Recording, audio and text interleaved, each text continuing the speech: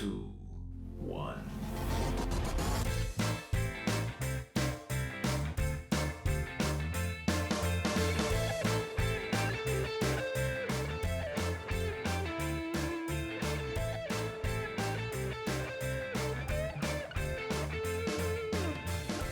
Hello and welcome to TrojanVision's The Week That Was, covering the news and events for the week ending Friday, October 30th, 2020. I'm your host, Aaron Taylor. Well, Troy University Dormitory now has a new name, as Troy University recognized a longtime member of the Board of Trustees by renaming a building in Trojan Village in his honor last Saturday. Brady Talbert has the story. On Saturday morning, Troy University officially changed the name of Trojan Village 400. The building was dedicated in honor of longtime trustee Gerald Dial. Gerald O. Dial Hall was named for the former senator who served on Troy's Board of Trustees since 1991 and has led the school through a number of major events. It's been a great opportunity to serve Troy University. I've seen us go from Troy State University, a well-known teachers college, to an international university. I've seen us go to one great university. I've seen us go to Division I football. He has been at the forefront of every change that we've made, including internationalization over the last 3 decades. We're deeply grateful, and it's our honor to honor him. And it's an honor that Dial says he does not take lightly, saying it was something he never thought would happen. Something I never expected. It's almost a miracle. I guess if you talk to anyone that knew me back in my older days, they'd have thought there'll never be a building named after you. So it's a great honor. But it reminds me of that story. You see a turtle on a fence post, you know he didn't get there by himself. And a lot of people helped me to do this. Dial says he hopes his contributions to the growth of Troy is what he is remembered for when students of the future see his name on their dorm. I would hope they say that here was an individual who helped make a difference at Troy University and helped us to build one great university and make us more proud of what we've done and the heritage we have and think of the thousands and thousands of students whose lives will be drastically changed by having a degree from Troy University. And we've had a part in that, and that's an honor that I'll never forget. During the coronavirus pandemic, Troy University has maintained operation just with a few changes, and those changes are now rolling down to high school students trying to become Troy students. As Brady Talbert reports, standardized tests are no longer a requirement for admission in 2021. The coronavirus is changing the requirements to be admitted at Troy University.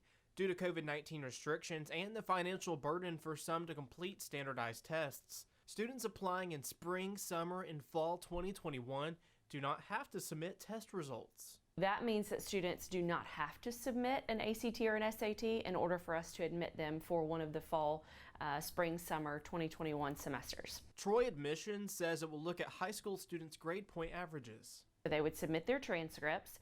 As long as they have a 2.5 GPA off of 6 semesters of high school work, they can be conditionally admitted. With a 3.0, they're going to be unconditionally admitted. While students don't have to submit their ACT or SAT test results, they are required for scholarships. But the admissions office says it is trying to make it as easy as possible to take the ACT test if students want to. To help offset some of that pain that students are having in taking the national test, we're going to be offering at least 10 residual ACT tests here. And that's where it's just like the national ACT, but it's actually proctored and tested, scored by our admissions staff. So we'll host those. Those dates are on our website. Students can register for that, but we're really promoting those to students that are interested in scholarships. Schmidt says admissions is tracking well and does not appear to be affected by the pandemic. Brady Talbert, Troy, TrojanVision News. Troy University's International Art Center is filled with works of art, but one current exhibit includes a piece of civil rights history, allowing visitors to get an up-close look at a moment that led to the start of the civil rights movement. Kendra's White has the story.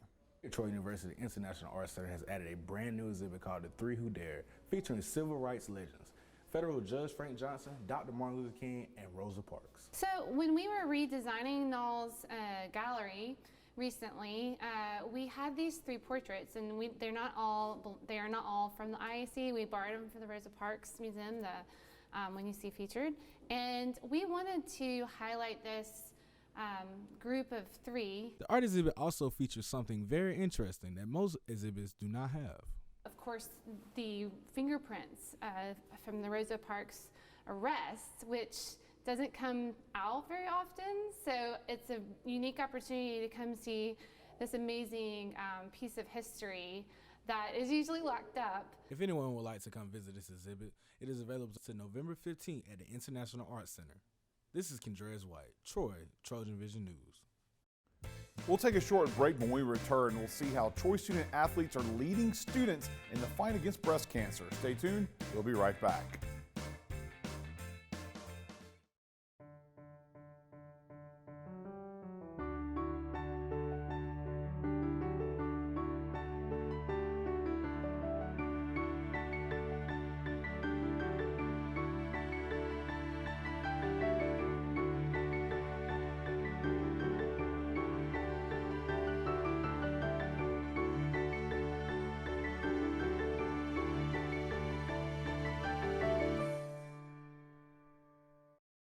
Let me tell you about the toughest guy on earth. He has the crazy strength to lift the man that raised him up without even flinching. This guy, no, this warrior, will always be by his father's side, even if his dad will hardly remember. If this guy isn't the toughest guy on the planet, then I don't know who is. Caregiving is tougher than tough. Find the care guides you need at aarp.org/caregiving.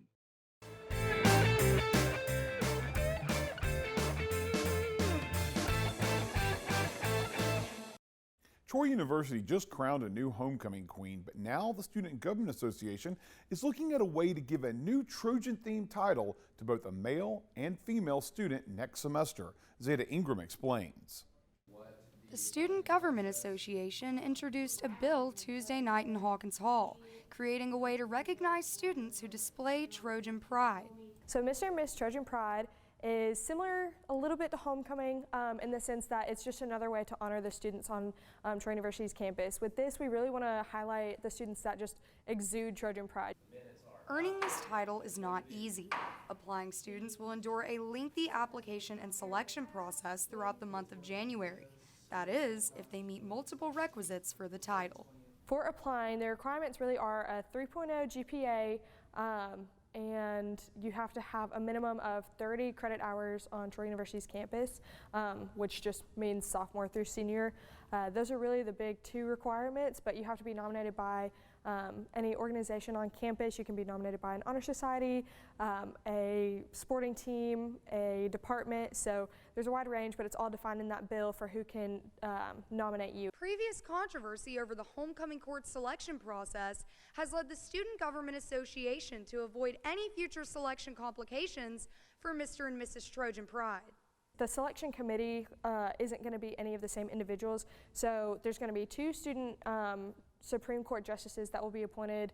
Currently it reads by the President and the Supreme Court Chief Justice. So those are two that are familiar with them because the President appoints them and then the Supreme Court Chief Justice is over them. So they will be the ones that appoint the two Supreme Court justices that are a part of the committee. And then there are 4 adult members. 2 of them are alumni, and then 2 of them are going to be any faculty staff on campus. J. John added that the bill reads the application and selection process will begin in January, and Mr. and Miss Trojan Pride will be officially elected within the first week of February. Zeta Ingram, Troy, TrojanVision News. Troy student athletes are known for hitting the gym, but every October, they hit the weights even harder to fight breast cancer. However, an annual event designed to help in that fight has had to make a big change due to COVID-19. Simon Schuessler explains.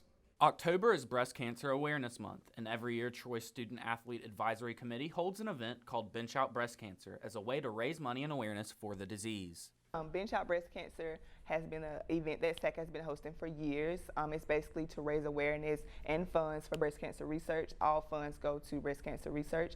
And what we would do in the times before, we would go to the north end zone, the football facility, and you would just bench out in your weight class and try to win that weight class. We had raffle tickets and things like that, just trying to make it fun and be competitive, but also for a good cause. As you can see, in a normal year, folks like me wouldn't stand a chance, but luckily with COVID regulations in place, there are many more options to choose from. Yeah, so we had to be creative. We were like, what are we gonna do? We can't not do it. Everybody's like, we know that this is gonna happen. So we went virtual. So basically we kind of broadened it, just not benching out, but if you're exercising, you're doing yoga, Pilates, Zumba, bicycling, if you're doing that and you got on some pink, we want you to tag us and tell us, hey, in the name of breast cancer, I want to be fit too. I want to raise awareness with you all, even though we can't do it in person. So 30 seconds or so, video, tag us. We'll put it on our Insta stories, our Twitter. For those who don't hit the gym every day, you are still encouraged to participate or make a donation to raise awareness to the cause. Well, we want you to be creative, but it's not a competition. We just want a lot of circulation about it. I see pink, I think of breast cancer. We want that to kind of hit the screens over and over and over until not even just October, but forever, you know what I'm saying? But October is definitely the month that we want to raise awareness. Once you have posted your video, make sure to tag @TroySAAC or send your video to them via Twitter or Instagram direct messages and use the hashtag virtualBOBC. You can also donate to their Venmo at SAAC-TroyU or Cash App at $TroySAAC. Simon Schuessler, Troy, TrojanVision News. Troy's Department of Theater and Dance is used to pack houses for their shows throughout the semester, but COVID-19 makes it hard to pack people in shoulder to shoulder for big productions. So the department is offering up a series of events for smaller audiences this semester. Allison, Polk has the details. This year has been difficult with the drastic changes and adaptations that come with COVID-19. Everything looks different from how we attend school to what we wear. But these changes have not stopped Troy Theater and Dance from showcasing their talents. We spoke with Tori Averett about a COVID-safe festival put on by the Troy Theater and Dance Department. Emerging Voices Festival is a spin-off of a thing that we usually do in the spring called Emerging Voices, which is a collection of student-developed, student-directed, student-performed pieces that we have dubbed Emerging Voices because they're our newest artists. The Emerging Voices Festival is our approach to performing arts in the time of COVID, to be really honest about it. And the way that we've used Emerging Voices is thinking about emerging from this shadow and the quiet of not being able to work together and share our work with audiences. So we're emerging and hoping to bring a little light to what has been an otherwise dark time for people in theater and dance and performing arts. The Emerging Voices Festival is a multi-weekend event that showcases many talents and performances from all departments within Troy Theater and Dance. This weekend was the kickoff of the festival that featured the Pied Pipers, a group of students that entertained an audience with fun stories and dance. Every weekend we have a different set of performances: theater, dance, musical theater, and integrated arts performances and productions. So we've got 5 weekends of activity lined up. Due to COVID-19 restrictions, the next events in the festival will be invite only for attendance, but all these events will be filmed and photographed for everyone to enjoy. If you would like to keep up with the festival, you can visit troy.edu/theater and dance. Allison, Polk, Troy, TrojanVision News. We're going to take another quick break, but when we come back, we'll take a look back at this year's homecoming football game. That's coming up right after this, so stay tuned. Sometimes the things we do or say can make others feel hurt, excluded, or isolated. Everything you say and do creates an impact. How am I supposed to save the whole world? You can't think about saving the world. You have to think about saving one person. Because of you, someone's entire life can change. You don't have to be a superhero to have a positive impact. Friends? Friends.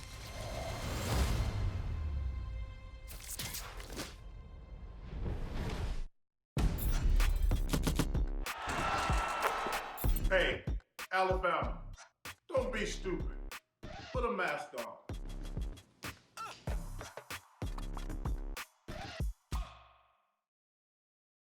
Wake up to the world. To the marvels, the mayhem, The music.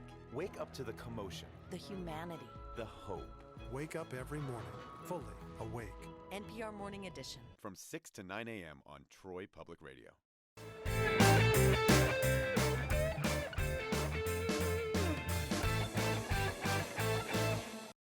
For the second straight week, a Trojan football game came down to the final plays. Only this week, a kick didn't go Troy's way. Sam Granville has the action from Saturday's homecoming matchup. From plays of high magnitude to calls made by mere inches, the Trojans' homecoming game against Georgia State was a wild ride for all in attendance at the Vet. After an early 7-0 deficit, the Trojans struck back with a 10-yard strike from Gunnar Watson to Khalil McLean to tie the score. However, it was on that play that the Trojans quarterback received a huge blow that would leave him off the field for the remainder of the game. Backup quarterback Jacob Free came out slinging for the Trojans, but it was the defense who took over the spotlight in the second quarter with an interception by Reddy Stewart returned 35 yards to the house, and just 3 plays later, a massive hit by Will Cholo forced the ball directly into the hands of teammate Shaquille Brown, who ran 21 yards untouched, paving the way for the Trojans' 21-13 halftime lead. However, it would be a very blue third quarter for the Trojans as the Panthers continuously forced turnovers and dominated on the offensive end as well by scoring 20 straight unanswered points. The Trojans would respond early in the fourth with a 2-yard pass from Free to A.J. Lewis, cutting the lead to 5, but a field goal by the Panthers would extend that lead to a daunting 8 points. As time was dwindling down and the Panthers' dominating rushing attack was running out the clock, a glimmer of hope arose for the Trojans as freshman Javon Solomon forced a fumble that was recovered by Kyle Nixon on the 35-yard line with 1:20 remaining. The Trojans would capitalize with an 11-yard dart to Reggie Todd with 37 seconds remaining, but the following 2-point conversion was no good, leaving the Trojans down by 2. With one last chance, the Trojans' tricky onside kick led to a recovery by Reggie Todd, putting the Trojans back in position to try and win the game. However, in heartbreaking fashion, a very controversial call was made, overturning the initial call of a Troy recovery, saying Todd touched the ball less than a half-yard shy, giving the ball to the Panthers to end the game 34-36. Head coach Chip Lindsey spoke on the call after the game. Well, I thought we got it. I mean, obviously, but they did go to replay, and you would like to hope that going to replay and slowing down and watch it. The thing I was kind of excited about was they ruled it our ball on the field, so I knew it would take a lot to overturn that call. So I got to believe that there was a lot to overturn it for them to do that. With the loss, the Trojans close out their 3-game homestand at 2-1. Sam Granville, Troy, TrojanVision Sports. And the homecoming game was only the tip of the iceberg when it came to homecoming activities for Troy students. There was an entire week's worth of events and competitions leading up to the game, and it takes a lot to organize all the activities. Hannah Cooper introduces us to one of the young ladies with the daunting task of keeping it all running smoothly. It's time for homecoming on Troy University's campus. The week kicked off on Sunday night with Chalk the Quad and Ox Wars. Co-homecoming director Claudia Harris is just excited that these events are even happening in the middle of the craziness created by COVID-19. I am so excited. It has been an adjustment this year with COVID happening, but we have some really awesome things planned and I'm super excited. As one of Troy's 2 homecoming directors, Harris works alongside Vice President of Campus Affairs Nick Williams to plan the events that students will see this week. Harris's work behind the scenes included coming up with event themes and working to secure locations so that everyone can come hang out and watch. So homecoming director, we do a variety of different things. One of the main things that we do is plan the homecoming events, and we just make sure that they go accordingly and people are involved and having fun. While homecoming is a generally exciting time for everyone, it's even a little bit more special for Harris as she's co-homecoming directing with her best friend. So homecoming directing with my best friend, we are co-directors together, and she was my roommate and we've been best friends since high school, and so it's been really fun just to get to just plan homecoming at the college that we love here at Troy, and working together with her has just been a blast. Harris and her best friend and co-homecoming director Mackenzie Martin still have more events to come this week. Thursday there'll be a kickball tournament, and Friday night will be field day before students pack the vet for a 3 p.m. kickoff on Saturday. The homecoming week winners and queen will be announced at the game. Hannah Cooper, Troy, TrojanVision News. There have been many ups and downs for student groups when trying to organize fundraisers this semester for any number of reasons, not all COVID related. Well, this week, Troy's Tau Kappa Epsilon fraternity had to deal with lots of ups and downs since that's how they were raising money, going up and down on a teeter-totter. Stuart Bradley shows us how. Beginning at 12 a.m. Tuesday morning, the brothers of Tau Kappa Epsilon have been riding a seesaw non-stop in an effort to raise money and awareness for their philanthropy, St. Jude's Children's Research Hospital. We're just trying to help raise money for kids with critical illnesses and diseases that can't afford it themselves. The founder, Danny Thomas, was a Teak. He believed that no child should die within the light of life, and that's something I believe. That's something that all these guys believe, and we're trying to help raise money and awareness for them. Whether it be 1 in the morning or 1 in the afternoon, 2 brothers are always riding the seesaw at one time, rotating in and out in hourly shifts. Meanwhile, other brothers and pledges try to collect donations from fellow Troy students and other Samaritans passing by. While the seesaw may cause a few sore spots for those who ride it, the brothers believe that the physical sacrifices are well worth it.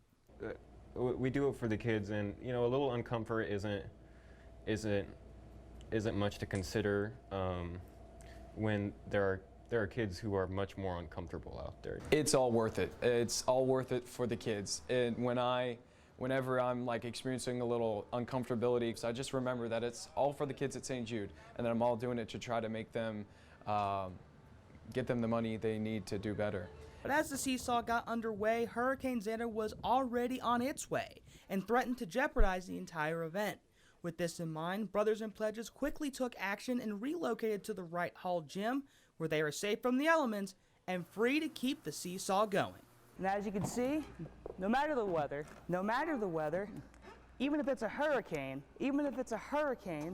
this seesaw is still going. This seesaw is still going, all in an effort to raise money, for St. Jude Children's Hospital. And through our social media outlets, we have broadcast that we will not stop for the storm, that we're going to power through it, that the seesaw for St. Jude doesn't stop for Hurricane Zeta, because cancer doesn't stop for Zeta, why should we?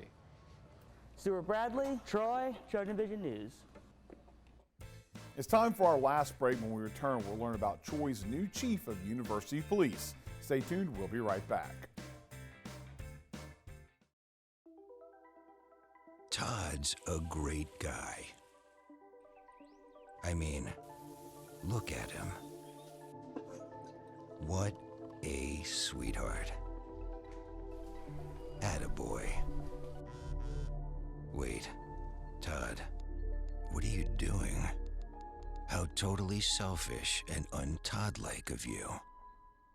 Come on, Todd. Come on, man.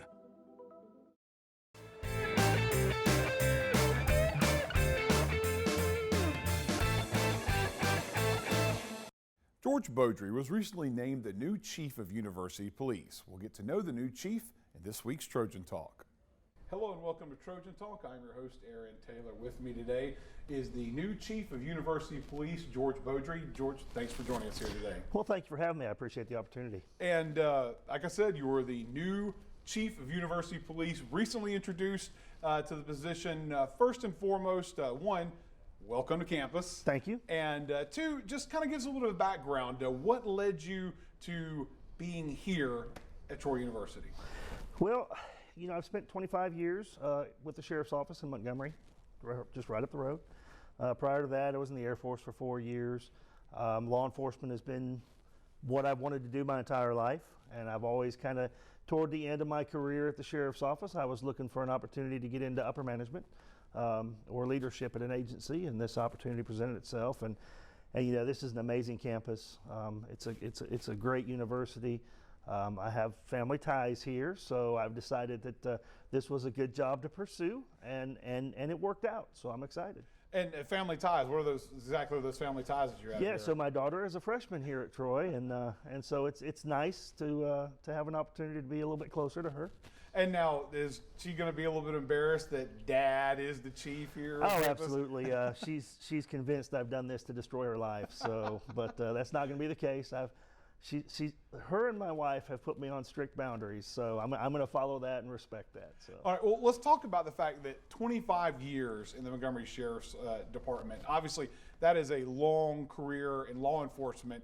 One would think that would be time to start hanging up the badge there and doing something different, but you're moving on to something new and different here. Sure, yeah, I'm too young to retire. I don't want to go sit at the house, and I fish a little bit, play a little golf, but I don't think I can fill all my free time with those two things. So I'm glad to continue to work, and like I say, and this is a new type of work for me. So it's an adventure, it's just kind of a starting over later in life. Now, of course, being in Montgomery County, one would think that you would be already somewhat familiar with Troy University, being in the neck of the woods. So how familiar were you with the university and kind of the setup with the department here before you came along? Really not a great deal.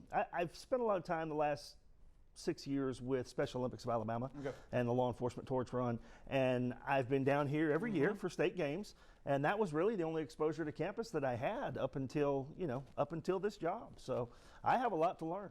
And of course, that learning process starts for any job you take on, but for you, what are some of the ideals that you have going into this position, and where you see the department under your leadership? Yes, I just think it's really important that we really spend more time interacting with the students, the faculty, and the staff. I think that we need to make sure that we're building relationships with the community that we serve. If there are any concerns about the officers on campus with the students, I want to make sure that we fix any misconceptions that might be out there about who we are and about what we do and what we're going to do as far as providing service. So we'll be utilizing social media platforms. You'll see me out and about campus regularly. I'm walking campus pretty regular. I'm trying to talk to students. I've had some good conversations with students and faculty over the last week, just being out and about and trying to get to know people. Also trying to learn my way around campus a little bit. So, well, the good thing is it's not that big of a campus. That's so right. It doesn't take much to navigate it. But one of the things about the community outreach, and communicating with the public, that's something that you see across law enforcement all across the United States right now. And obviously, that's something that probably has gotten you, that's on your mind in that concept. Sure, absolutely. I mean, that's what we have to do. I mean, obviously there is some tension between the public and law enforcement all across the country. I came from an agency where fortunately we had great relationships with the public that we served up in Montgomery. And I just want to bring some of those same ideas, and a lot of that is just making sure that I am accessible to the community that I serve, making sure that the officers with the University Police are out here and that the students and the faculty and the staff don't have any concerns about turning to them when they need something. So yeah, a lot of it's communication, a lot of it is transparency. We're going to make sure that everything that we're doing is above board, and that we're just communicating that to everyone. And of course, you are dealing with a more specific audience, a more specific group that you're serving, in that it is a college age group. And in some ways, you may not be dealing with some hard crime, but you may be dealing with some things that are on the, I guess, maybe some chaotic times Sure. with the young people out there. So I would say that would probably be kind of a shift from the focus of maybe some hard crime to maybe some just college type fun. Absolutely. And and our goal, I think I've said this before, is I want myself and the officers to kind of come alongside the faculty and staff and kind of help be teachers for the students as well. We know that college age students, they may find themselves where they've kind of made a mistake, and if it's possible, we're going to work with them and try and teach them and work with student services and get them the help that they need to work through situations when we can do that. Obviously we still have a job to do, which is enforce the law. We're going to encourage students to operate within the confines of the law, and we're going to help them navigate this for a lot of them this first time away from home situation. But at the same time, we're still going to make sure that they're that they're doing things safe, smart, and you're in that mindset because you've got one that age on campus. I mean, Sure. obviously, so you know from the parent side of what a kid in college is having to deal with, right? Yeah, I'm on both sides of it. I have a senior in college also, and a freshman in college, so I kind of know. I have a little bit of a good take on where they are at this point in their lives. So, well, here's hoping that you are able to get out there, get to know the campus a little bit better, as you said, and here's hoping that folks get a chance to maybe just come up to you, introduce you, and get to know a little bit more about the chief while they're around here on campus. Absolutely, and I encourage them, grab me when I'm out walking, and let's have a chat. All right, well, welcome to campus, and good luck as you transition to here at the University Police. Thanks for joining us today. Thank you, I appreciate it. And thank you for joining us on today's edition of Trojan Talk. And that's the week that was. To find out what's happening on a daily basis, you can tune into TrojanVision News at 5, 6:30, and 10:30 Monday through Friday. or follow us on Twitter at Troy TV News. Also, feel free to like our Troy Trojan Vision News fan page on Facebook to see online content from Troy Trojan Vision News. Until next time, have a good week.